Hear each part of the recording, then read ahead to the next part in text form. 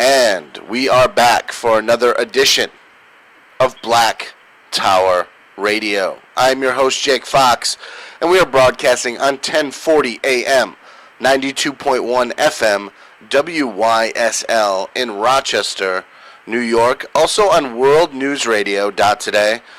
That's worldnewsradio.today. And today we are joined here by Jim Rogers. Jim Rogers is an American businessman, investor, financial commentator, and author. He is currently based in Singapore. Rogers is the chairman of Rogers Holding and Beeland Interests, Inc.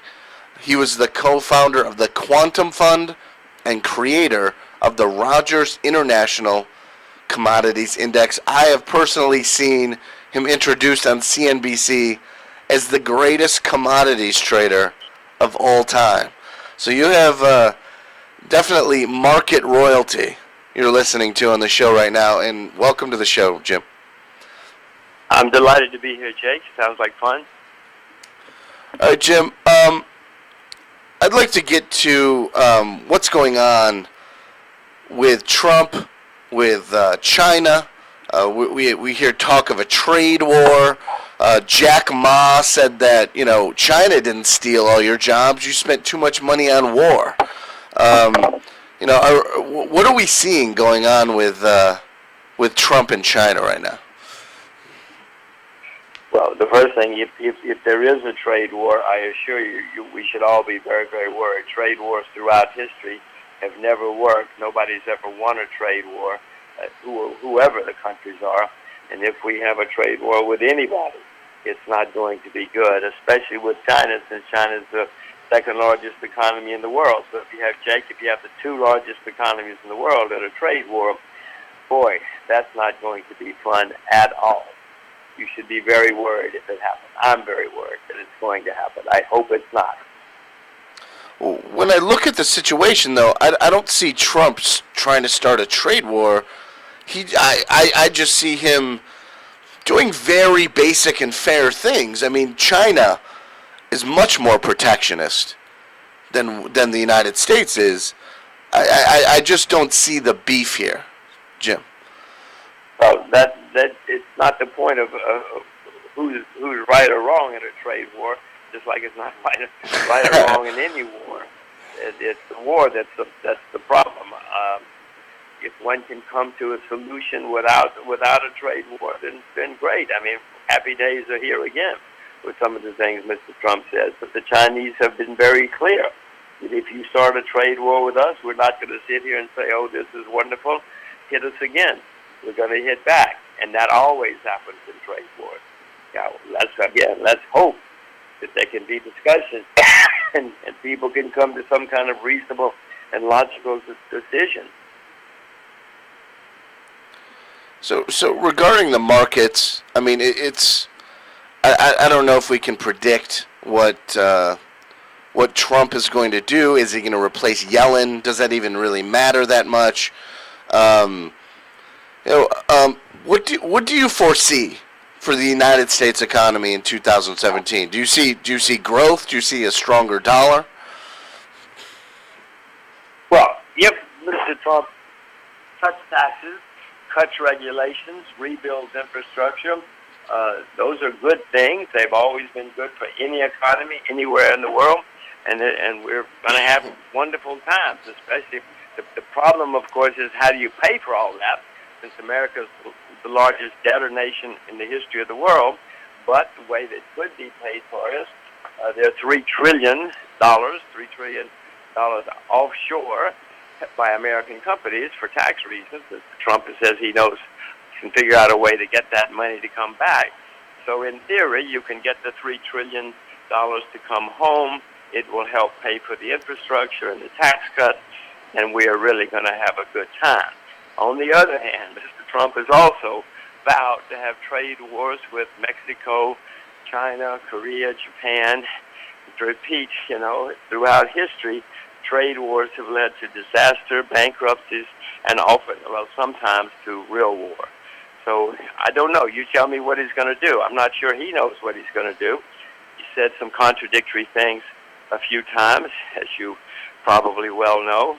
And so once he resolves what he's going to do, we're either going to have great times or disasters.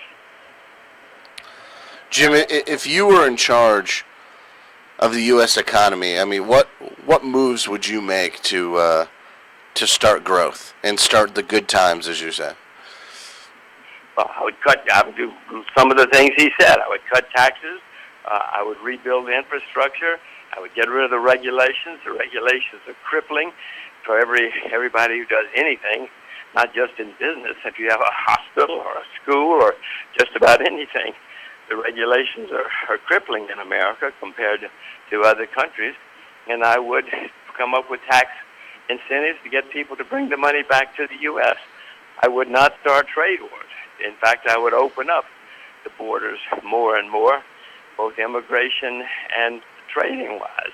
You know, America became the greatest country in the 20th century because we attracted people to come to America. We gave people land if they would come to America and work. And work, of course. We didn't just say come and have a free lunch. And we became the most exciting and the most successful country in the 20th century with open borders. Every country in history that's opened its borders has had great success. Countries which closed off have had decline, have gone into decline. So I would open for more trade and more borders. How would you be able to repatriate all of that money that's stashed overseas? I mean, what would you be able to do to convince those individuals or companies to bring that money over here? Well, the reason that it's there is because if they bring it home, they have to pay high taxes. It's legally taxed at lower rates if it's abroad. If nobody's doing anything wrong or illegal or immoral. But if you cut the taxes to bring it home, then most companies would bring it home, and especially if you cut the taxes to a level that's lower than they would have to pay otherwise. Just cut the taxes, and if it takes it, you can give them extra tax incentives to bring it home, but probably just cutting the taxes to the regular level would get the money to come home. So it's just a basic tax cut. I mean, this doesn't seem too complicated. I just don't understand why this hasn't happened before. It seems. Jake, the problem with you is you're not a congressman. You're not a bureaucrat. You're a logical thinker. You're a sound mind. But bureaucrats and congressmen don't think like you and normal people do. I don't see the problem either. Of course, money would be better off here. Trump sees that too. But apparently, well, you go to Washington and tell them, okay? Yeah, I'll tell them tomorrow. So I hope they'll listen to me. You know, they're not going to listen to me because they don't. They seem to live in a bubble. Like during no bigger example was during the election when Hillary Clinton, during one of the debates, was bragging that Henry Kissinger was a friend of hers, and not too long after that, a couple weeks later, she had, Lloyd Blankfein came forward and publicly and said he endorsed Hillary Clinton. And for everyone that doesn't know out there, Lloyd Blankfein is the CEO of Goldman Sachs. And, I mean, that obviously was coordinated through her campaign. Nothing like that, nothing that major wouldn't be. That's not something you want to be, bragging about. You don't want to be like, I'm close with Kissinger, I'm close with Blankfein. These people don't live in the real. I mean, she didn't understand, and she probably still doesn't, that the path she is on and was on is not the one that's successful for her politically or for the American people. They live in a crazy bubble, Jim. I mean, what do you think? Well, Jake, that's why she didn't win. That's one of the reasons she didn't win. But something does happen to people when they go to Washington. I mean, you could be a perfectly normal human being, American citizen, and then something, I don't know what happens. People go to Washington either as they get elected or they go there as a bureaucrat, and something happens. I mean, Washington is not like Omaha. Washington is not like Rochester. It's not like the rest of the world. And I don't know what it is. I've traveled around the world a couple of times, and everywhere I go, people love Americans. They love the country, but they don't like Washington, D.C. And I always say to them, listen, I don't like Washington, D.C. either. But I don't know what happens when they go down there. Yeah, I mean, and because of that weird D.C. bubble they live in, I just fear that a lot of the damage done, a lot of the capital that has fled the United States is never going to come back. And I'm not talking about just from automation and all of that. It's just we just don't have a suitable environment for businesses to want to come here. It's too bad because it wasn't always that way, obviously. Well, the tax structure is certainly not competitive with many countries. Likewise, litigation. I mean, many companies in America have to spend huge money for lawyers, for lawsuits. Even if they don't have the lawsuit, they have to protect themselves against the possibility.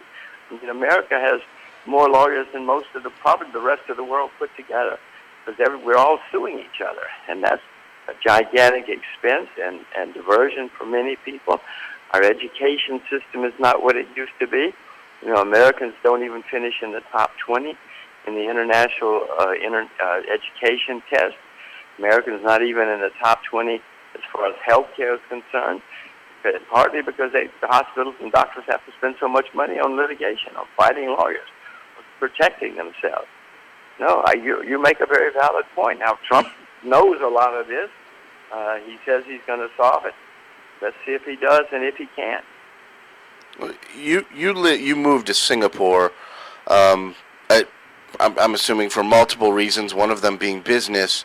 What is a place like Singapore, which has seen enormous growth, done so well, where the United States is failing?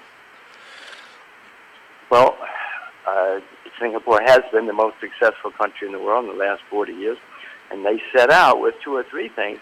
One, they have a very low tax base. Two, they were only 500,000 people here 40 or 50 years ago. Now they're 5.5 million. But they said, we want to attract immigrants. We want people to come here, but we want smart, accomplished, educated, successful people.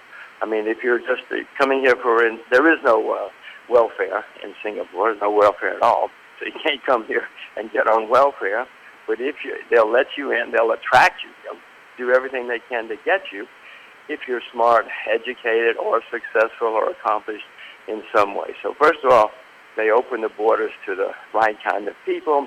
They have extremely low taxes because they want people to be able to work and keep their money. They have very high savings. In order to build an economy, you have to have high savings, so there's money to invest. So Singapore it does have the highest savings rate in the world now. There's a lot of money for investment. And they did it. It all worked. And education. They were very, very strong emphasis on education. Singapore always comes out on top in the international education test. As I said a minute ago, America's not even in the top 20 in the international education test. And they did all the things that you and I, or that a rational person would do if you wanted to build a country and build an economy. I mean, the old man he's dead now, but he had the insight, and he did it. I love this quote that you said. If you were smart in 1807, you moved to London. If you were smart in 1907, you moved to New York City. And if you were smart in 2007, you moved to Asia. I mean, would you still say that that's accurate today? Oh, absolutely. I moved to Asia in 2007. You said I did it for multiple reasons. Actually, the real reason I did it, I had a little girl, and I have been writing for many years that China is going to be the most important country in the 21st century. And I said everybody should teach their children and grandchildren Chinese. Then I had one. Oh, gosh, what do I do now? So we started teaching her Chinese in New York, but it was clear that she was great at it, but it was serious. I had to take her to a place where she didn't have any choice but to speak Chinese. So we packed up. We moved to Singapore, which is a neutral, not a neutral, it's a very pro-American, but it's an independent country. And here we are. This works. She speaks great Chinese. We have two children now. No, I don't know if you're a parent, but if you're not, the parents listening to this know parents do strange things for their children. They move them to a place where there's a good music teacher or a good football coach, good schools or whatever. Well, we did it. We packed up and brought our kids here so that they would speak Chinese and they would know Asia. See, I thought, for a long time that India would be the future, but you're not bullish on India, and you said India as we know it will not survive another 30 or 40 years. I mean, can you explain that a little bit more? Yeah, India, by the way, if you can only visit one country in your life, Jake, I would say go to India, because it's got an astonishing combination of man-made natural sights, the people, the food, the everything, the religions, the languages. Just walking down the street in India is a sensory feast. But it's a huge bureaucracy. There are dozens or scores of languages and religions and ethnic groups there. The bureaucracy is the worst in the world. When the English ran out of there in 1947, they really just sort of said, okay, you are now India. But the India we see on maps now has never existed before as a country. There have always been the countries there in that area, but the one that we see now is something the English just sort of pushed together in 1947 and ran away as fast as they could. So in my view, it's not a very logical country. It's got a horrible bureaucracy. It's got very high debt. I mean, I love to go there, and as I said, if you can only visit one country, you should go to India in your lifetime. But as far as being a great success, I think there'll be other places that will be better. Do you think some of that has to do with the caste system, not allowing social and economic mobility? No, of course it does. There are many things like that. There are always things that hold countries back. But the caste system is certainly one in India. If you could be the smartest kid in the block, the best looking or anything else, it wouldn't matter if you were born into the wrong caste. You're never going to go anywhere. That's unfortunate. If you have a societal structure like that, I see it very hard for them to be able to really reach their potential. And they have a lot of potential. They have a lot of smart people over there. It's too bad that they have that baked in the cake, so to speak. But yeah, well, they don't have too much education either. Only half of Indians stay in school after 12 years old. I mean, there are plenty of very, very smart Indians. I mean, if you walk around any place in America, you see a lot of smart Indians. Many of them leave because they don't have much education. They don't have much opportunity. You see successful Indians all over the world. Well, the reason they're all over the world is because it's very hard to get ahead in India unless you happen to be involved with the right people. Yeah, there's a lot of layers in that too to unpack. But I'd like to get into this quote is very interesting by you that I caught. You were speaking at Balliol College, Oxford, when you said the power is shifting again from the financial centers to the producers of real goods. The place to be is in commodities, raw materials, and natural resources. I mean, would you put agriculture in that category, Jim? Absolutely. Agriculture is one of the sectors of the world economy on which I'm most optimistic going forward. I told all those kids they should drop out of Oxford and become farmers. I mean, unless they really love what they were doing. I see great future in agriculture. We've had great cycles in world history, Jake. Sometimes the people who were producing real goods were masters of the universe. Sometimes it was the financial types who rose to the top. We've had the financial. When I was a student, nobody wanted to go into finance, and I was sort of laughed at because I wanted to go to Wall Street. But then, of course, that changed in the 80s and 90s for 30 years or so, and everybody wanted to have a hedge fund. That's changing again. Now it's back to being a farmer. Farming has been a disaster for over 30 years. All that's in the process of changing, Jake. If you don't like being on the radio, think about learning how to drive. Do you know how to drive a tractor, Jake? I actually do. I grew up on a horse farm, actually.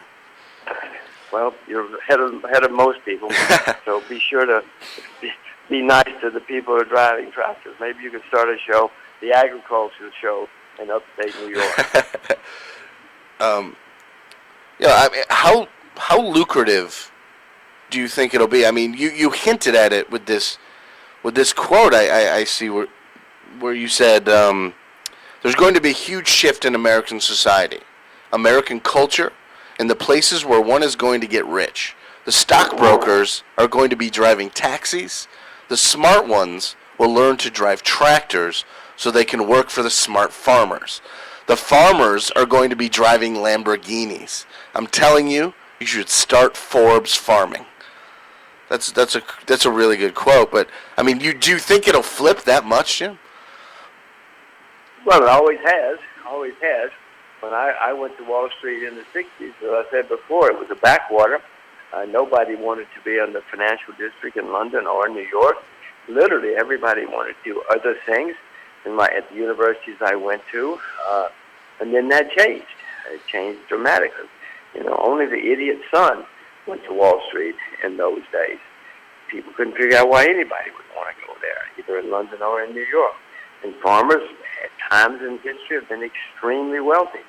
There are always historic reasons. Wall Street collapsed in the 30s and 40s and 50s, and even into the 60s for historic reasons. Then it turned around after a while for historic reasons, and agriculture went down the tube. It's changing again. The average age of farmers, Jake, in America is 58. In Japan, it's 66. I could go on and on with statistics like that. There's nobody becoming a farmer. More people in America study public relations than study agriculture. So there are no farmers in the first place, and I've learned certainly in life that if you can go to a place where there's not much competition, you're probably going to be way ahead of everybody else, and you're probably going to be successful. So nobody's become a farmer, and they're all dying out. Yeah, you make a very. I mean, you're the greatest commodities trader of all time. So I mean, you've been introduced as that. No, don't say things like that, Jake. Jake.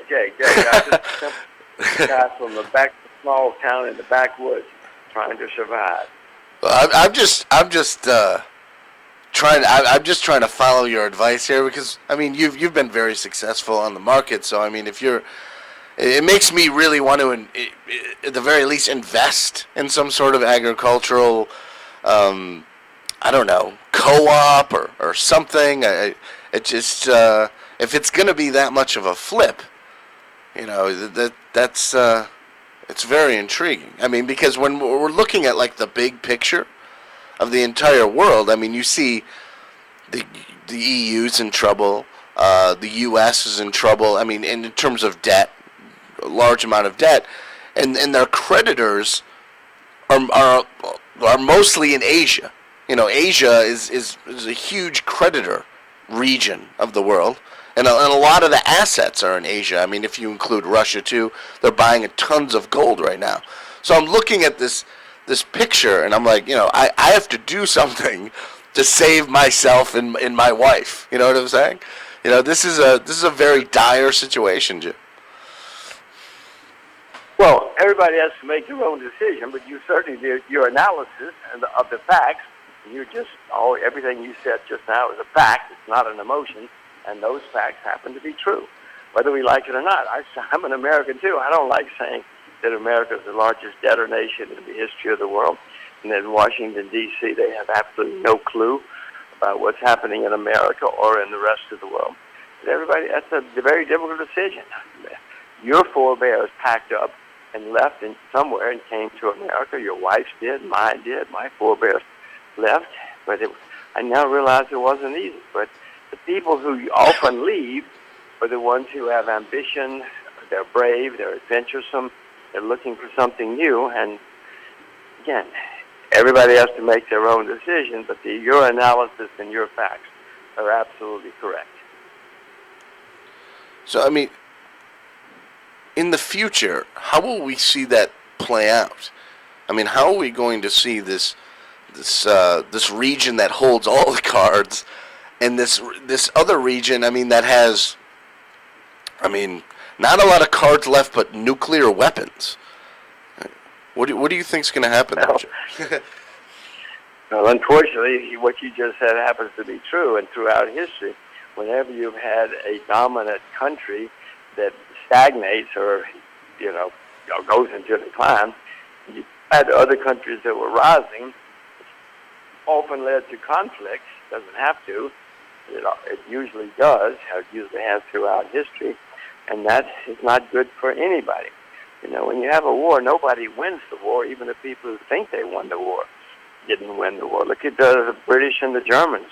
The British thought they won the Second World War. Well, if you were 2 years old in 1945, you would have been better off in Germany than in the UK. And the UK who thought they won the war. So you have a good insight, and we have to figure out how it's going to wind up. It's always wound up, nearly always wound up in some kind of conflict.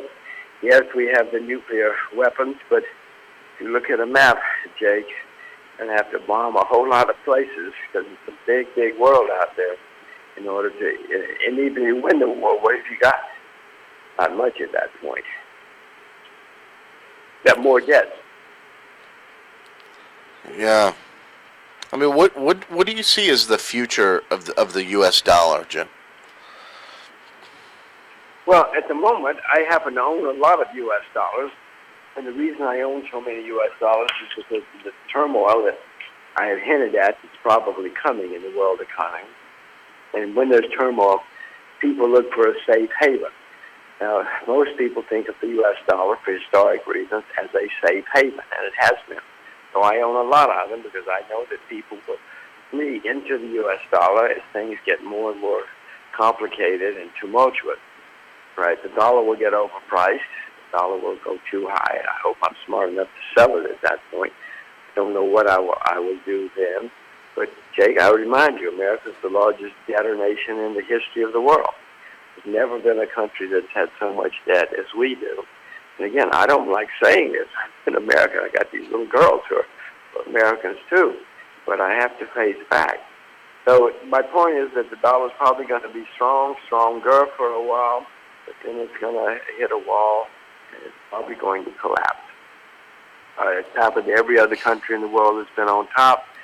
The currencies have been great for a while, but every currency that you can look at throughout history, when the country goes into decline, the currency goes into decline and sometimes disappears. But also, I mean, we're in unprecedented times in terms of, the world markets. You've never seen the world markets so upside down with quantitative easing and plunge protection teams and all that. I mean, I read an article where the Japanese Federal Reserve Bank, I mean, whatever they call it, I forgot, owns like 9% of everything that's on the Japanese stock market. And, that's a very... I mean, it's not good when the government has that much control over an economy. So go ahead. You're right. The Japanese central bank has been printing huge amounts of money. The Japanese have gigantic internal debt. They're very, very borrowed a lot of money in Japan. The Japanese central bank keeps printing money and buying the bonds, and then now buying shares. No, it cannot last. To make it worse, the Japanese population is in decline. It's been declining for a few years now because they refuse to have babies and they refuse to allow immigration. No, listen, if I were a 10-year-old Japanese, I would move. because when those kids are 40, there's going to be nothing there. I don't know where we're going to get our sushi, in 30 years, because there's not going to be anything left in Japan. And this is happening in many places. Never in world history have interest rates been so low, and that's because all the central banks are printing huge amounts of money. Jake, this is not going to work. It hasn't worked so far, all this money printing. Hasn't revived any economies. Japan is still in recession. It's not going to work. Be worried.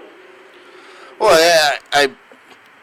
when I watch CNBC, and they're talking about how oil prices being so low is bad for the U.S. economy, I know we're in some weird, bizarro world. Because I remember growing up, and gas being, under $1 a gallon or whatever, and that was seen as good for the economy. But in this weird, controlled, fake market that we have with everything, it seems, low gas prices are bad. It makes But it just makes have good your insights are correct again. There are more people in the world who consume energy than produce energy. So yes, the lower energy prices the world has, the better for the vast number of people. By the way, Jake, I expect oil prices to go back down again for a while. But we're in the process of making a bottom. Whether the bottom is 35, it doesn't matter. It's in this range of, 25 to 55. But making a bottom, and it will go back down again. So you'll get a chance to buy some cheaper gasoline soon. But stock up, because then it's going to turn around and go much, much higher over the next few years. Where do you see oil or gas prices going, or oil prices going within the next couple of years? Well, gasoline obviously depends on the state or the country, for that matter. The Germans pay very, very high prices for gasoline. The Saudi Arabians pay nothing for gasoline, so it depends on the country. In the U.S., it depends on the state, obviously because of state taxes. But as I expect oil to go back down for a while. Again, I'm not very good at market timing, Jake. In fact, I'm the worst market timer. I'm the worst short-term trader in the world. But let's say it goes to 30 or 35 or 40, whatever it is, then that will be making a bottom. And that's when you should stock up. What do you see with gold and silver? I mean, we've had a lot of people on this show saying gold and silver is gonna, the price is gonna go through the roof. I mean, what do you think, Jim? Well, I own gold and silver and have for a long time, but I haven't bought any serious gold and silver for 6-7 years now. I haven't sold any. I've hedged some of my gold. I expect gold to go back down under 1,000. But again, I'm a bad market timer. So the point is, I expect another chance to buy gold at whatever price. When it goes, if it goes down, I hope I'm smart enough to stock up on gold, a lot of gold, Jake, because before this is over, gold and silver are going to skyrocket and go through the roof, because we're going to have turmoil, chaos, and serious problems in the world. This is not going to end well. Because, in 2008, the world had a big problem because of too much debt. Jake, since 2008, the debt everywhere has skyrocketed, not just in America, all over the world. So the problem, how bad it was then, it's going to be much, much worse next time around. And then when we start having real turmoil, that's when gold and silver will go through the roof. It seems you think in the near term, next couple of years, year or two, you see the United States doing, relatively status quo in terms of dollar, oil, all of that. Oil going lower, yes, but nothing really dramatic. But a couple of years down the road, you really see where the hurt could possibly come in. Well, again, I hope this year, you're right about this year, but again, it depends on what Trump does. If he does the good things, boy, it's going to be fabulous. But if he brings in some of the other things, which he has said he swears he's going to do, if he starts trade wars with half the world, that's not going to be good for anybody. And then the problems are going to happen, before the end of this year. But if he does things like cut taxes, cuts regulations, all the rest of it, My goodness, we've been waiting for somebody like that.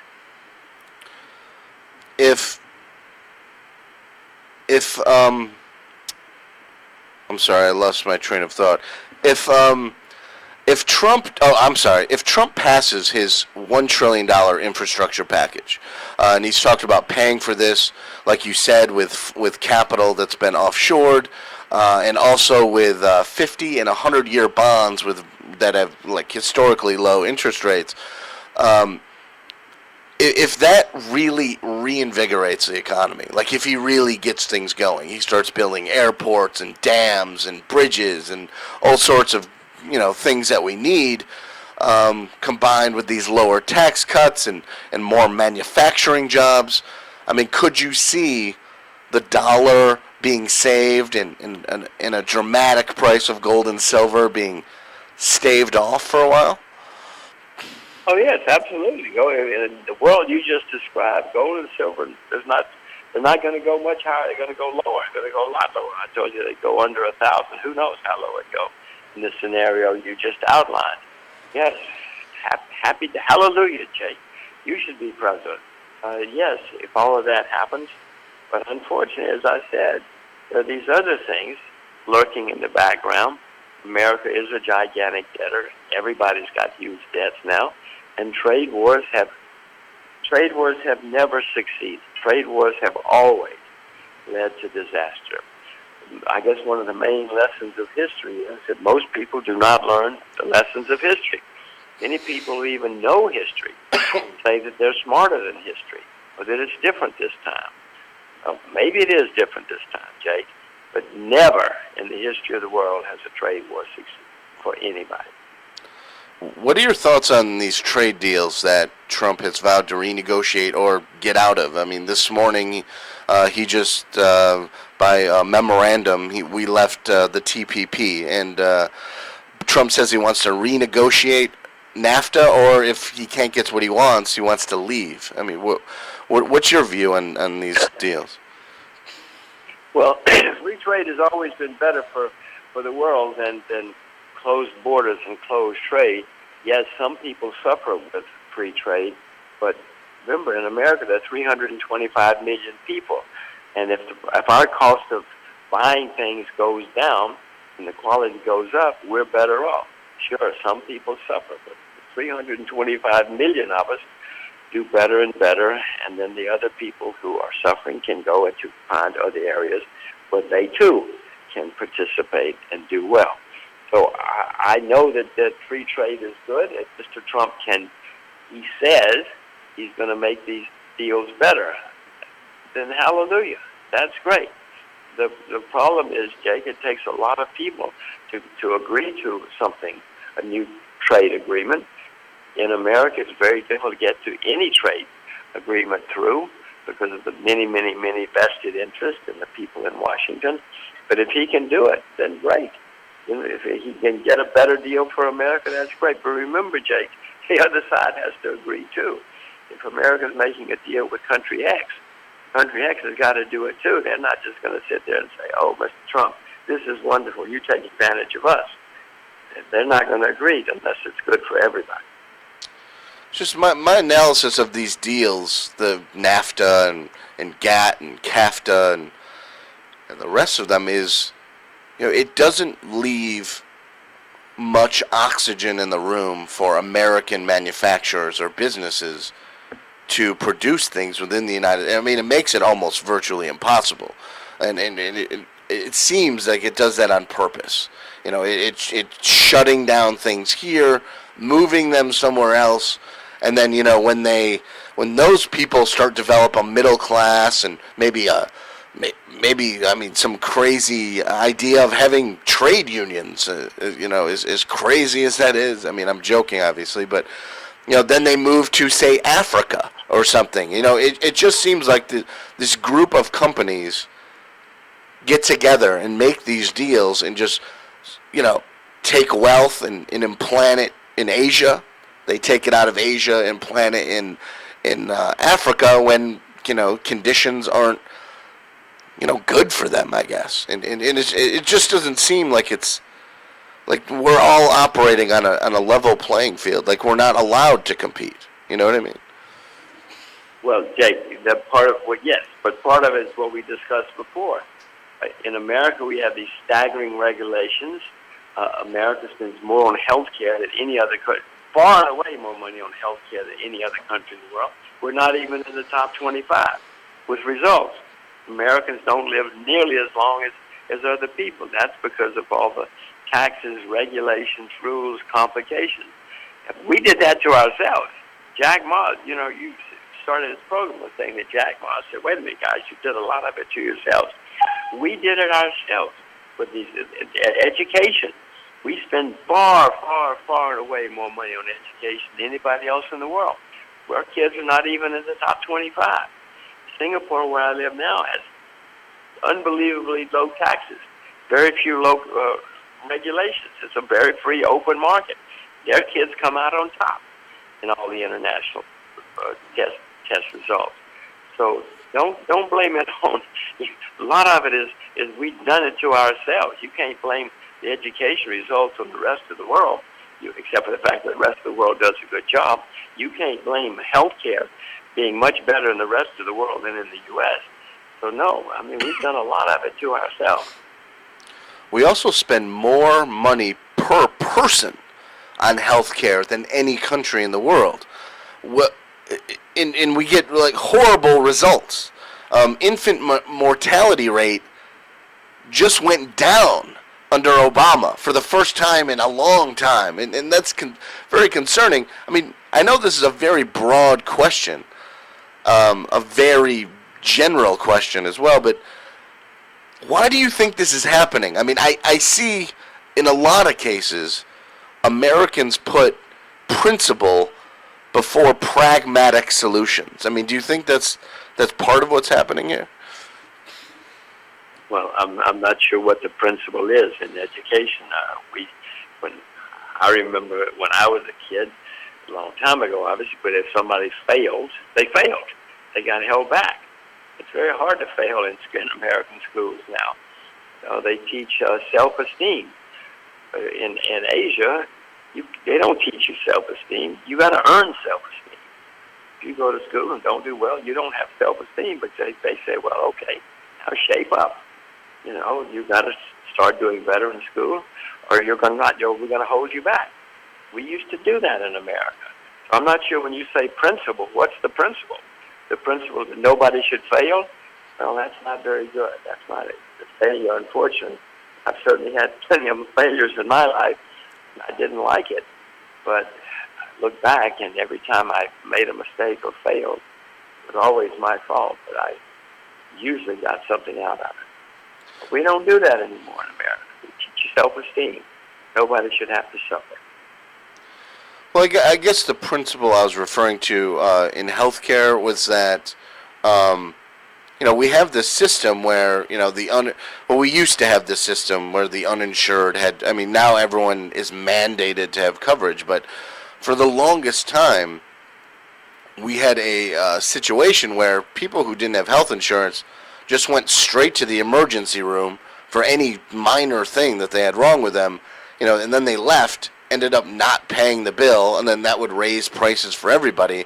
And instead of just solving the problem, instead of just maybe offering Medicaid for everybody, which would, give the government power to negotiate all sorts of things, and maybe prices wouldn't be so high for everybody else with private insurance. I mean, that's just one thing, one idea I had, I guess. Well, if you can solve the medical problems in America, there'll be a statue of you in every city in America. I assure you. As we discussed before, we spend many, many, many more times as much as every other country in the world on health care. We don't even finish in the top 25. But you solve that problem, okay? Yeah, I'll get on that, Jim. Thank you. But Jim Rogers, thank you very much for coming on the show today. I really enjoyed the talk. I'd like to give you the floor to convey any message or plug any project you're working on. You got it, Jim. Well, I don't have anything to sell. I could buy my latest book, which is called Street Smarts: Adventures on the Road and in the Markets. But no, I don't really have anything to sell. My main message, Jake, is that people should be worried. They should start getting educated, and once they're educated, they're going to be worried, and then they should start preparing themselves for bad times that are coming. Now, don't invest in anything that you don't understand, you yourself. So everybody, as they start getting prepared, just stay with what you know. Don't listen to me. Don't listen to the guys on the television. Don't listen to the guys in the newspaper. Stay with what you yourself know a lot about, and you'll probably survive the hard times that are coming. Thank you very much, Jim, and we'd love to have you back on again in the future. My pleasure. Thanks, Jake. Thank you. Bye-bye.